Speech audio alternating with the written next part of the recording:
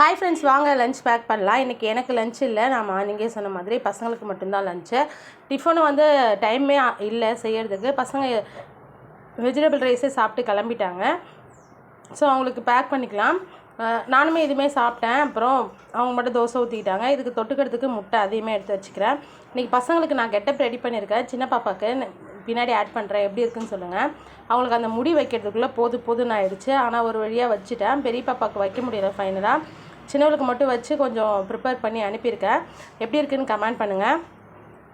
பெரிய பாப்பா வந்து எல்கேஜி படிக்கும்போது லாஸ்ட்டாக டீச்சராக இருந்தால் அப்போயுமே அவள் ஹேர் கட் பண்ணி தான் இருந்தால்.